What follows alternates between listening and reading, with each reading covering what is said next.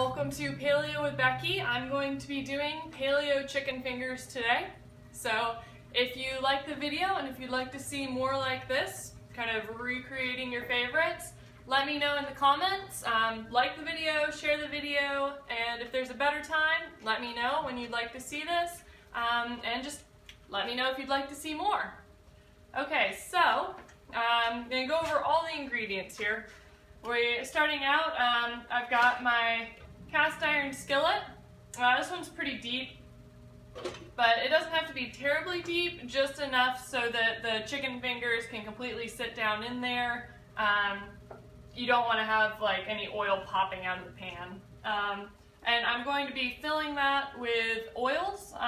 Today I have what's left of my bacon fat collection and coconut oil. Both of these work really well, whichever one you'd like.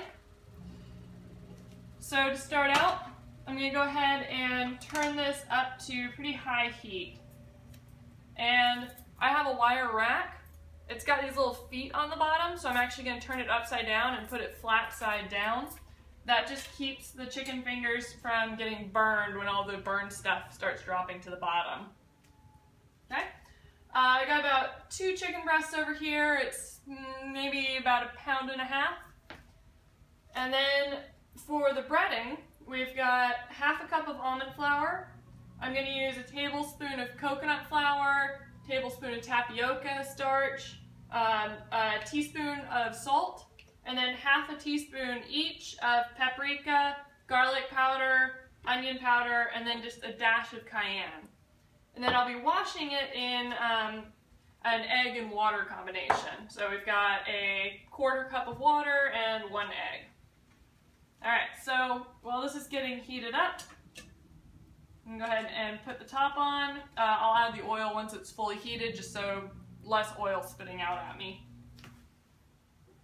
Alright, so I'm going to go ahead and slice up the chicken. You want to get these really thin, so that way when you put them down in there, they cook through really quickly and you're less likely to burn. So, there we go. So I really wanted to do this recipe as the second recipe.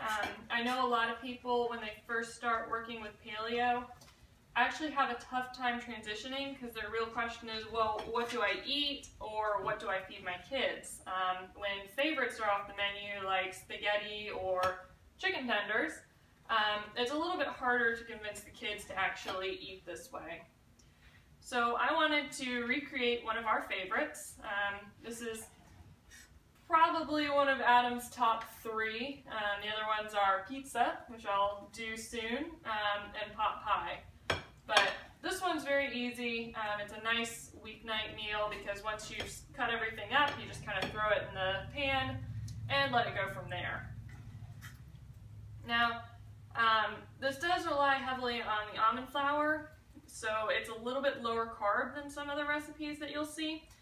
The tapioca starch gives it about 7 grams of carbohydrate, so it's pretty low, which I like to stay low carb.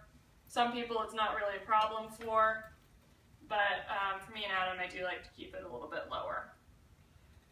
There we go. Alright, so there's 1 chicken breast done. There's 2 slices. Alright. Promise I'm not going to count all my slices of chicken breast here, but I do want to show you, I'm trying to keep it as thin as possible. That way, I've had them, I've had them burn, I've had them not cook through entirely, so I just tend to cut them open for the first couple ones that I do, just to make sure that I've got the time right, I've got the heat right. So when you're first doing this, and if you haven't fried chicken before, you might want to go ahead and do that. Alright, so there's our chicken. Let me wash my hands right quick.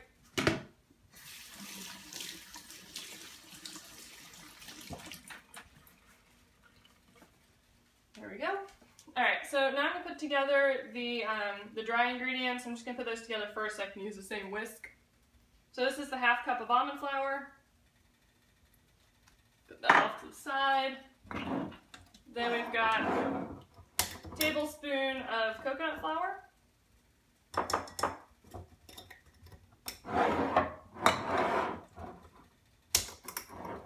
tablespoon of tapioca starch. And these don't have to be real precise until I'm just kind of using a rounded tablespoon. Then 1 teaspoon of salt.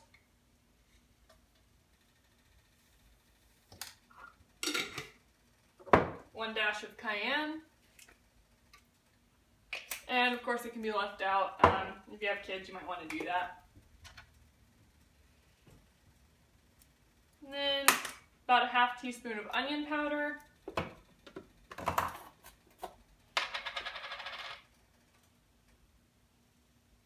Half teaspoon of garlic powder.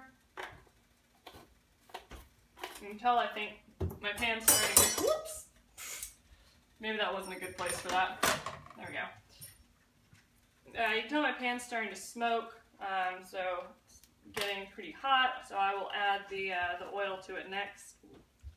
And that's a lot of paprika. It's okay, adding paprika.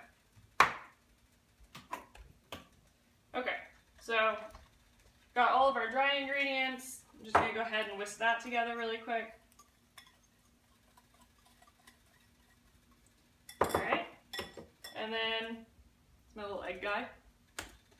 Alright, so now I'm going to go ahead and add the oil. Ooh, yep, that's getting smoky.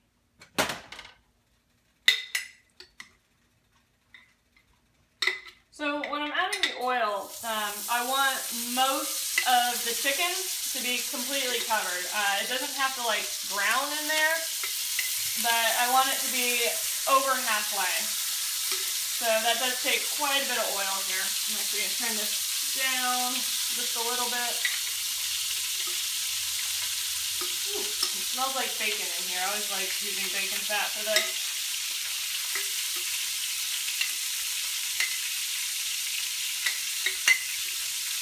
There we go, get the last little bits out.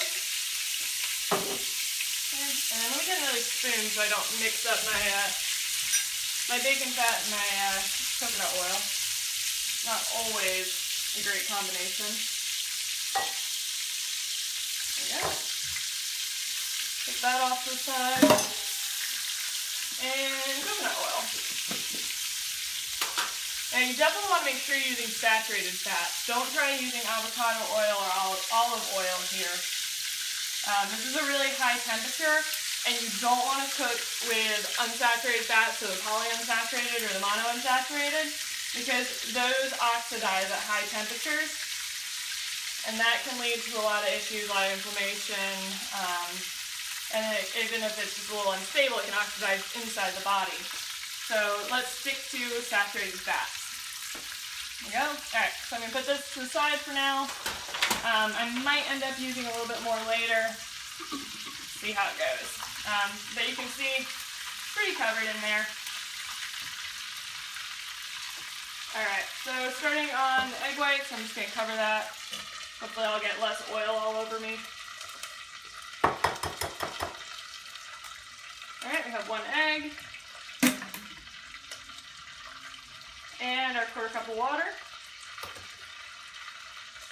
And then I'm just going to whisk those together.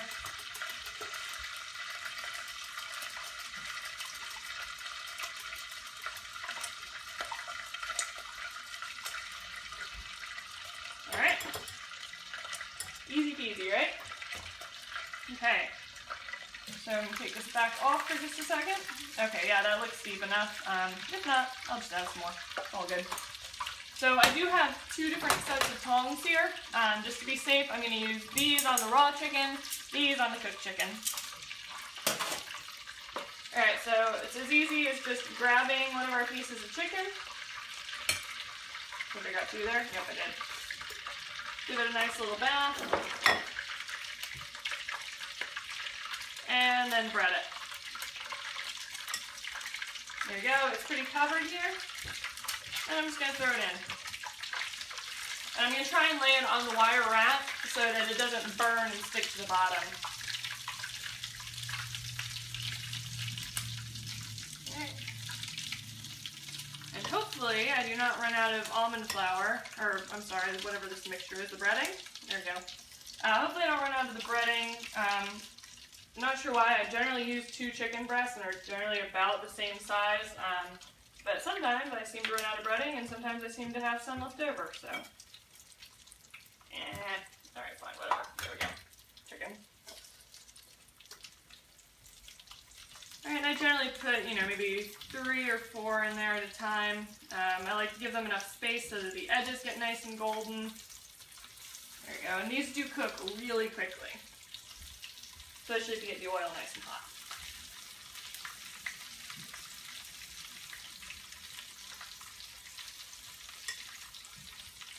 There we go.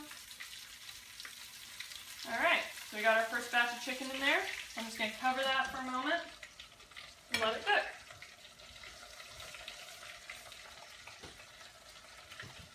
So the oil's definitely bubbling, so that's okay. You're going to burn a little bit off. You'll probably want to have the vent on. I don't have the vent on just so that you can hear me. Hopefully I'll fix that later and get a microphone. But for now, vent is off. So I'm just going to let this cook. I'm going to let it cook till the bottoms get nice and golden, and then I'll just flip them over. And it's always, with me, it's kind of a guessing game. It depends on how thick you've got in the chicken. Alright, let's check it out. But it is pretty quick. Woo, there we go.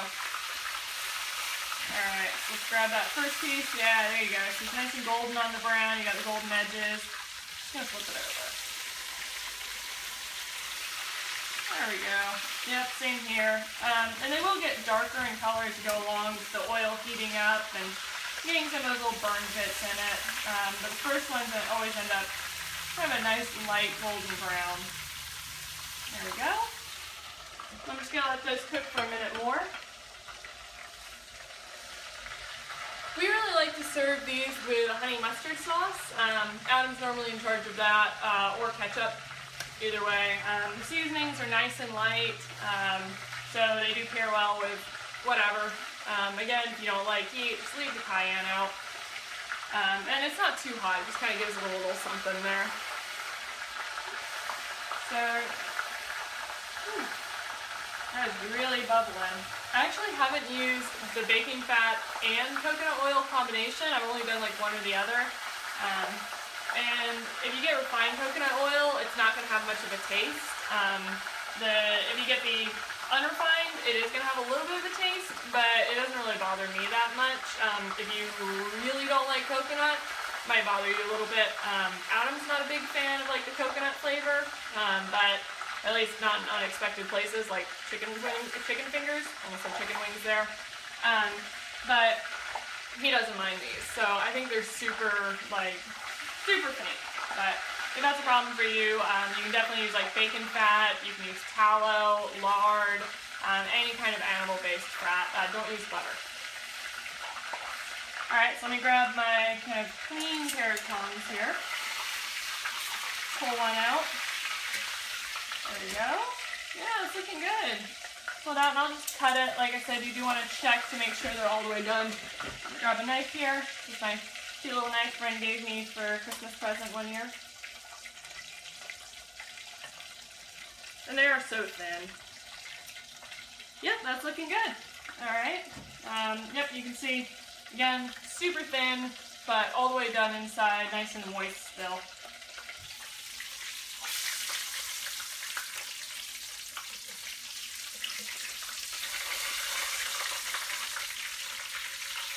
There we go. Alright, so round 2. I'm going to grab, you want to do the smaller ones first because the oil's not quite as hot. I normally do thicker ones last because that's when you've got the really hot oil. There we go, first one. So as hard as I try to cut these evenly, I can't, so some of them are going to be thicker than others.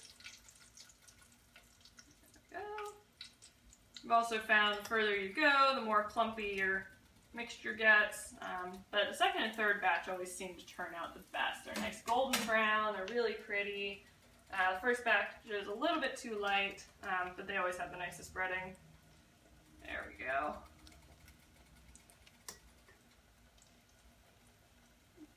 Again, if you have any comment or questions on this, add it to the comments. I'm happy to answer it.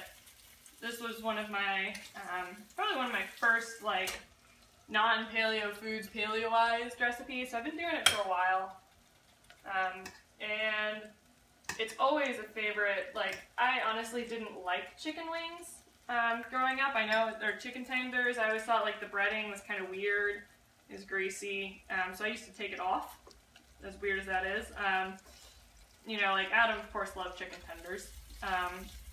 But I love these. Adam likes them, so pretty much anybody who's either a fan of chicken fingers or not a fan of chicken fingers, at least the non-paleoized version, tends to really like these. I've fed it to a lot of my friends who come over, and they're kind of like, whoa, you're cooking in bacon fat, I want to try that. And it's always a hit.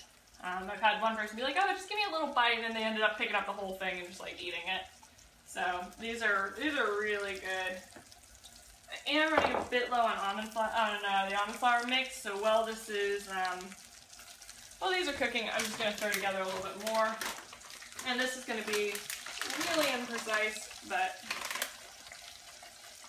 that's okay.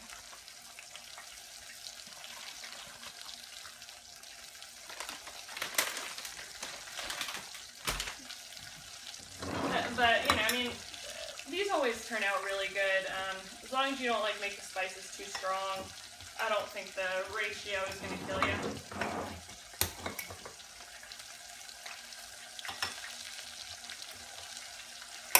I do like using all three flours, though, because it does give you a little bit more of the, kind of the bready feel. The starch really helps. Almond flour, like, it really helps get it crispy. The almond flour gives it a nice kind of base, and then the tapioca starch, the coconut flour gives it a nice kind of bready feel.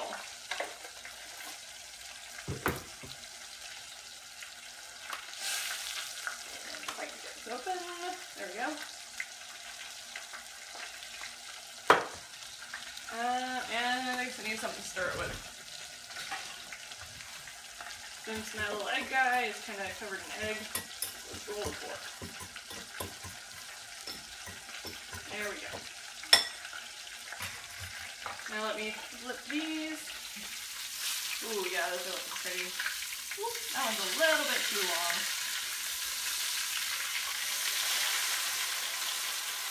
Yeah, these are probably all just about done.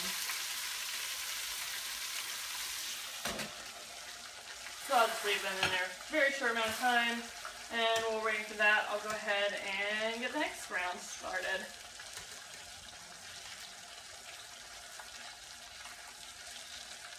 There we go. Whoop.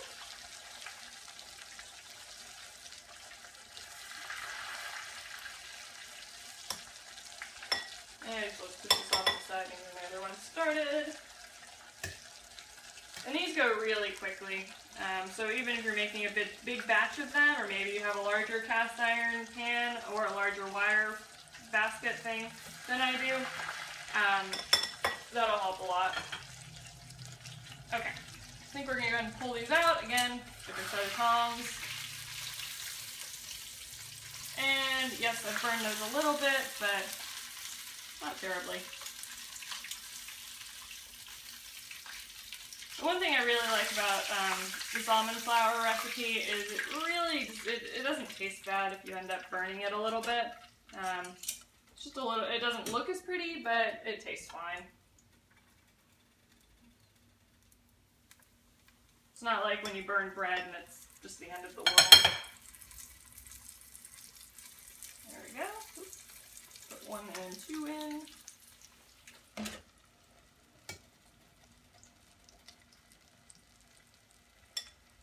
Go. Great.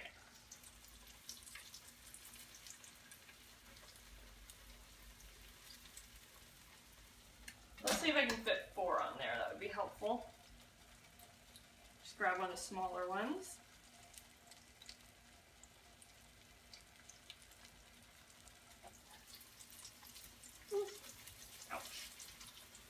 This top starts getting a little hot for me. Ooh, there we go.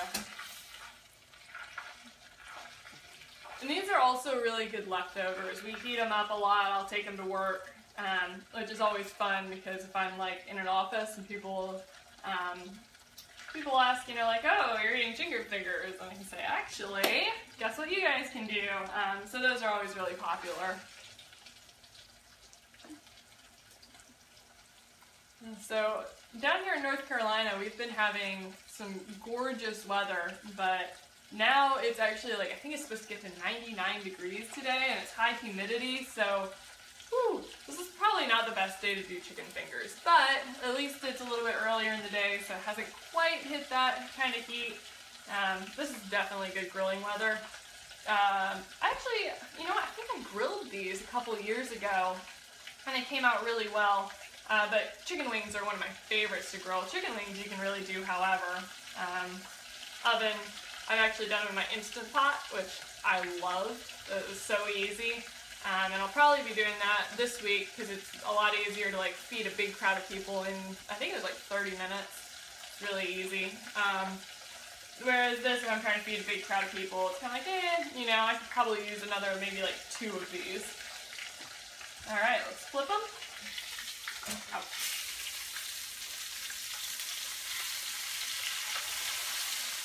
Yeah, our oil's starting to get really hot here. So you can see this is more of the brown. They're not burned, they're just very brown. And if I had more rounds, I'd probably start adding oil here because it is cooking off. But I think I've got like 1, maybe 2 more rounds to go. So we should be good. There we go. Go ahead and get these started.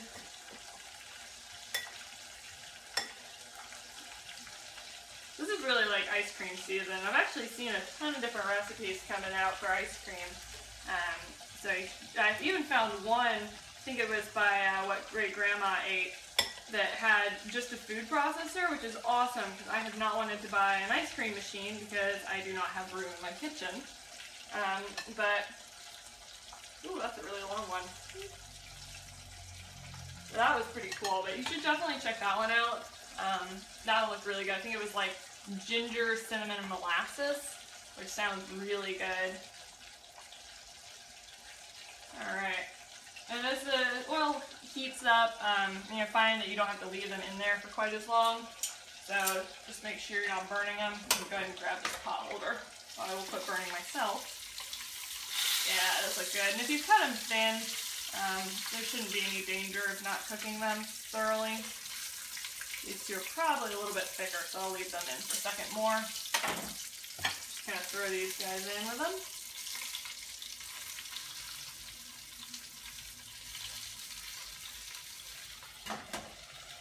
There we go.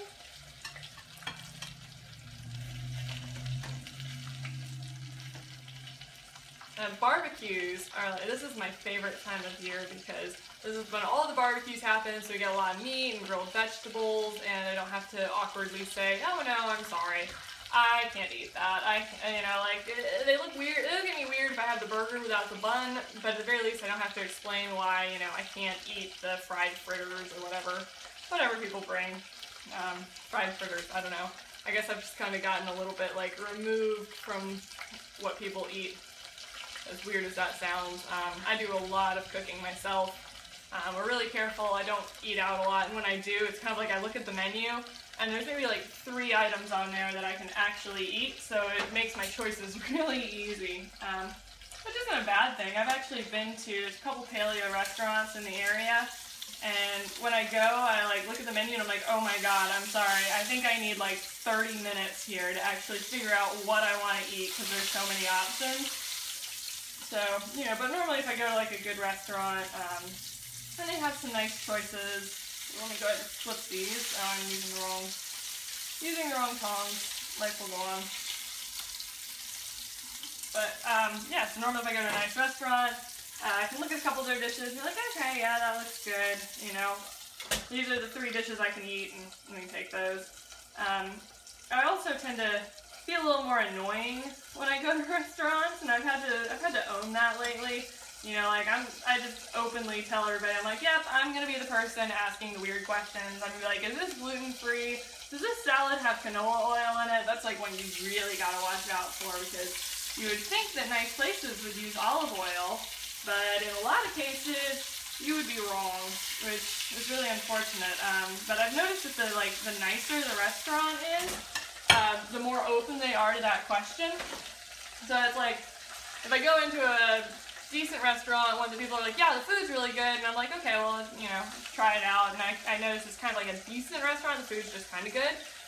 If I say, okay, do you guys use canola oil in your salad dressing, they'll say like, oh, I don't know, let me go check, and half the time they come back and they say, well, we can give you olive oil and vinegar, and half the time they come back and they're like, oh yeah, all of our dressings have canola oil in them, we don't use olive oil.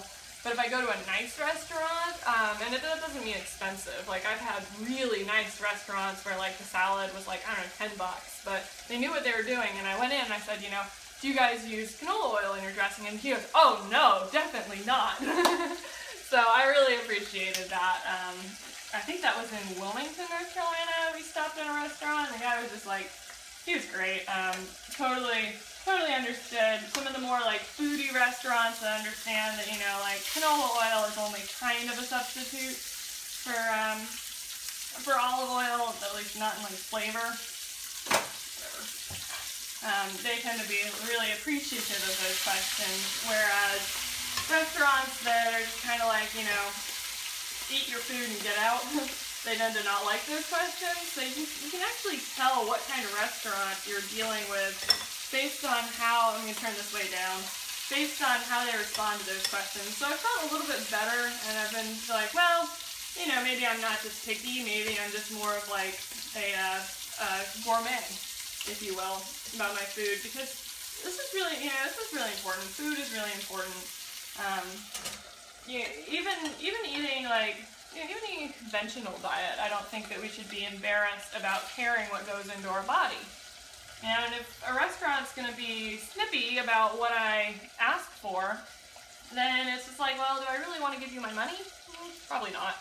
But of course, then you've got dinner companions who go, hush, hush, oh, don't say that. And I'm just like, I'll just quietly say it to the waiter. It's cool. Don't worry about it. All right, let me pull this one out here, because I think this one gets done pretty fast.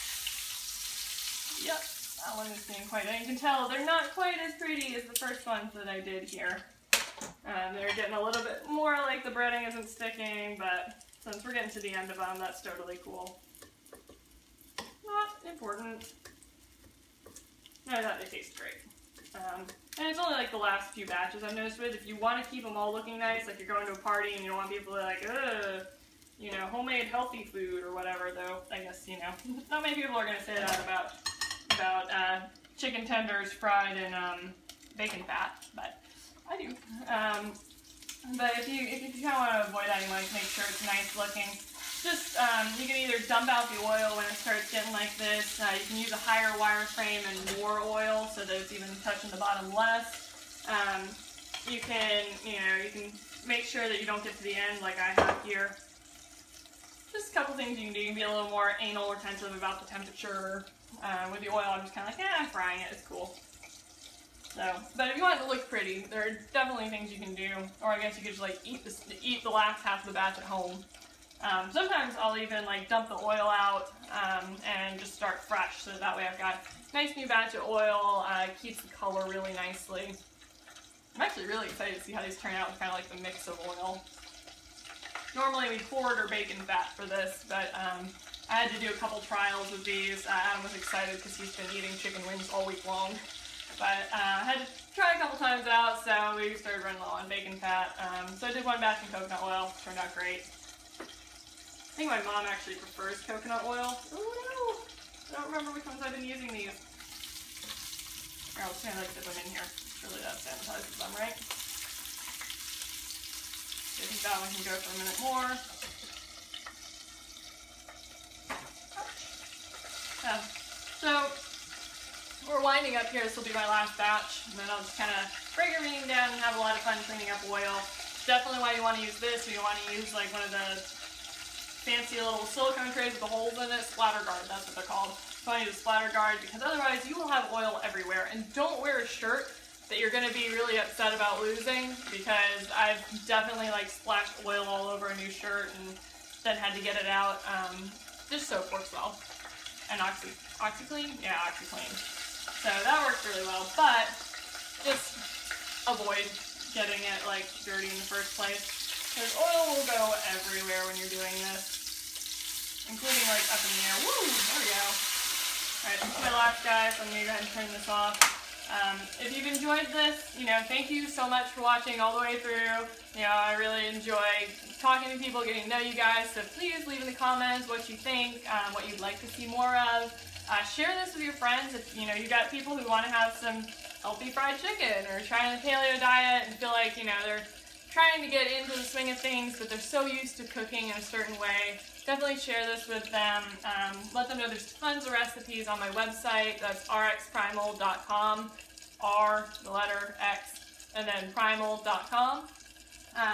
Lots of recipes there. Some are videos, some are just regular, and then there's, I'm starting this weekly, so you'll be able to find me here every Saturday at 11 a.m. EST, and then you'll be able to find all of my videos in my Facebook videos section on my page, this page, and then I'll also have those up on my website. Try to get them up pretty quickly. There we go. Alright, last guy. Yay! Alright, so I will leave you guys now while I clean up all of this mess. I have really enjoyed this time with you. Seriously, I like cooking chicken and talking to people, so this works out. So great. So bye everybody, and I will see you next week. Oh, I'm going to turn it off.